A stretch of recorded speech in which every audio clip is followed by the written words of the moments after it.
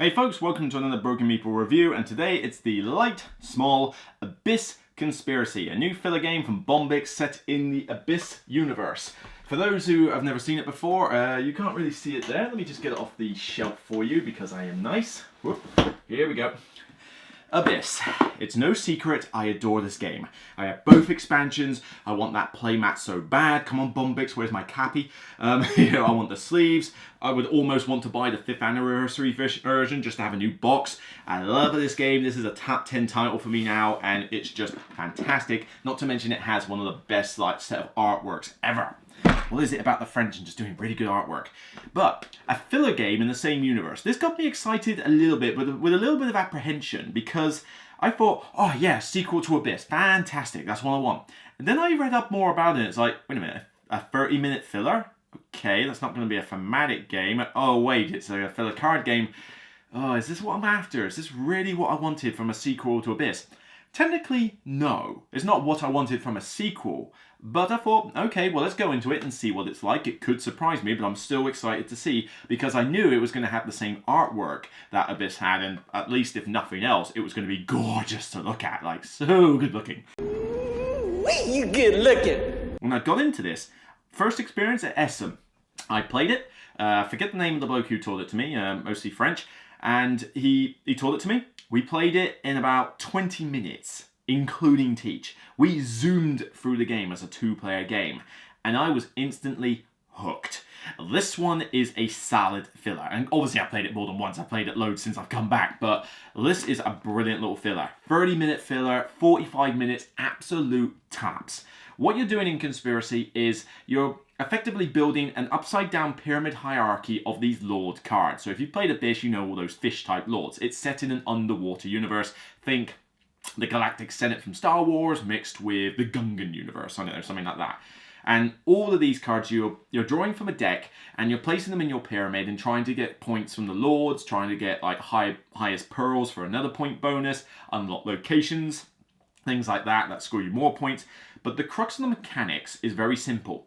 You draw from a deck of cards and you choose whether to draw 1, 2, or 3 cards. You choose one to go in your pyramid. The rest go face up in stacks of their colours because there's 5 different colours. And if somebody wants to, instead of drawing from the deck, draw from the stacks, they draw all of a single stack of one colour.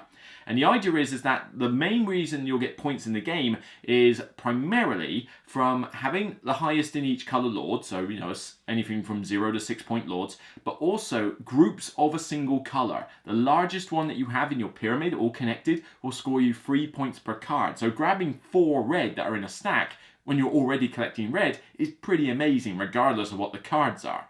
And locations that you unlock by getting 2 of the same colour keys, similar to the Abyss world. Again, you take up to 3 cards in the locations. Whatever you don't pick goes face up for other people to pick. So it's very much a risk factor that you're constantly having to think about in each game. You can see what everybody else has got, but you are thinking, well, I need a bit more choice. I need to look for that card, but if I pick more cards, then I'm going to give them a lot of opportunities to get what they want. Maybe I should only take one and hope and wait for them to draw more from the deck so that I've got some choices. It's very much a sort of tug of war, particularly with 2 players, but with everyone else trying to think, all right, how many cards are going to show me? How much options do I have versus how much options I give them? You play until somebody has finished the entire pyramid off, so 5, 4, 3, 2, 1, going from top left all the way down to the pyramid. As soon as someone's done that, one last turn, that's it, game ends, and obviously the one with the most victory points, guess what? The winner. Of course! Component-wise, as much as I'm not a big fan of tins, I don't mind this as a small tin. Small tins are okay, even though it's hard to stack them and, they can dent easily, particularly in the post. Although a tin this size is not that bad because I can basically, it sits in a cubby hole there where it effectively sits like alongside other games. In fact, it could even sit up there if I really wanted, but it's easy to just slot it somewhere on one of these Calyx shelves. Component-wise though, the covers, you've got multiple different colour covers, just like the original Abyss. I got sent this as a review copy, so I just ended up with green. Green's my favourite colour, I ain't got a problem with that, so happy for this. But, oh god, yes. The card quality itself is already good. In fact, so good I don't think you even need to sleeve the cards, although I did, and I might slightly regret that, but more on that a bit later. but the artwork, oh my god, I can't get enough of this artwork. I want the artwork on my ultra-wide monitor PC. I want it on the walls here. I want it everywhere. I just want the Abyss artwork everywhere in my house because it's so good.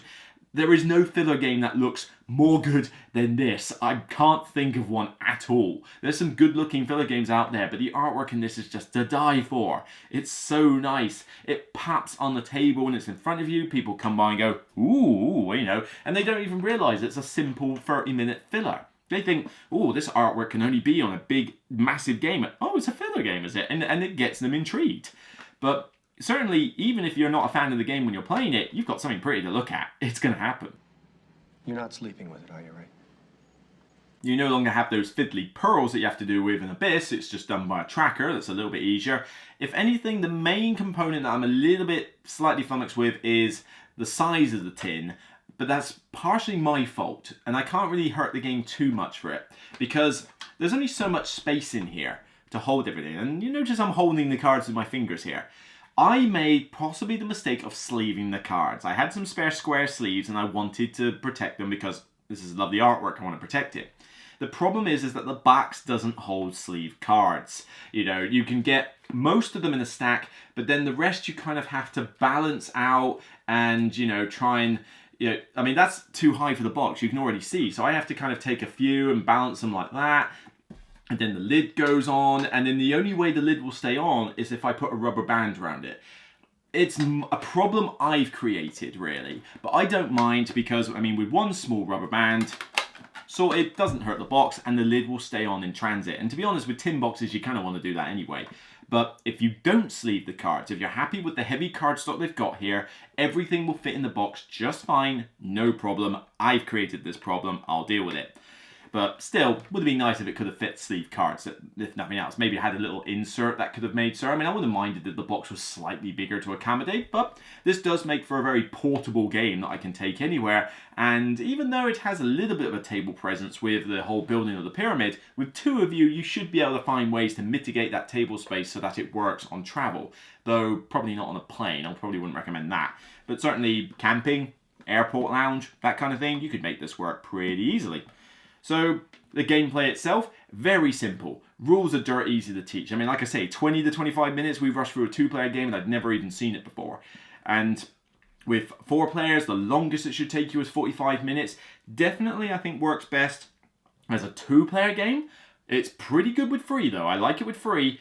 4, I like it, but it's not as good with 4 because the whole like stack system is going to be a little bit too chaotic for my liking. But it's not bad with 4. It's still 45 minutes, you know, and it's still going to be good fun. But 2 and 3 player, definitely the sweet spots here. Certainly 2 player, this is amazing. And the rules are dirt simple, as I said. You know, you draw the cards, put one in. Each card, all the 6, there's like 6 different abilities. 2 of them are exactly the same, they're just different color keys. Another 2 of them are exactly the same, they're just pearls, you know, different number of pearls. So really, the only main abilities on the cards you need to know is swapping a card with one another and putting another card out in the stack for opponents. And there's one other, can't recall what it is, I think that's actually it. I think it's those 2, and then pearls and keys. Nice and simple. The main thing that you will have to probably look up in the book is the locations, where some of the iconography is not quite as intuitive as it could be, but it's a very quick fix. The rulebook has everything explained, every ability is explained in crystal clarity. You will not have any ambiguous decisions to make once you've checked it in the rulebook, assuming you even need to check. Well, I can think of about 2 or 3 locations you would probably want to check because you will not be able to figure them out otherwise. But other than that, the rest of it, pretty intuitive, pretty straightforward. So there's not much else to say. 2 to 4 player game, 30 to 40 minutes. Looks the absolute gorgeous business. The best filler looking game I have ever seen. It is great fun to play. If anything, just, you know, minor little component issues and... And like I say, I've created more of that. And the fact that player scaling probably doesn't necessarily go as well with 4, but they're very small niggles. I really, really enjoy this game, but it's not one that I'm sort of like, oh, I've taken it out and I'm going to play it immediately. You know, this is what I want to play it 20 times in a row. Now, it's not quite that level, but for a filler game, you know, that obviously has no theme whatsoever, really. It's just borrowing the same artwork. Well, this is really, really good for a filler game. I mean, hard to say what to rate it really. There's obviously a bit of luck of the draw that you have to deal with, because sometimes the stacks may go your way, they may not, but it's a short filler, so it's not a big deal. You know, it's just a really solid game. I think all in all, this deserves a staggering, I don't think I can go as high as 10, but it deserves a staggering 9 out of 10. This is a filler game that, if you like a filler game that looks great and plays well, this is definitely one to grab. I wish it was probably better with 4 players, and I wish it maybe could have even done more players if there was a way to shorten the time, but 2 to 3 players makes this a solid filler game that I want to play on a regular basis. So that is Abyss Conspiracy. Fantastic title from Bombix. I want to see more in this Abyss universe, please. I want more of this artwork, please, please, please, please. You know, I just can't get enough of it. But I'll see you on the next Broken Meeple review, and regardless of whether you're under the sea or above water, it's still only a game. Take care, and I'll see you next time.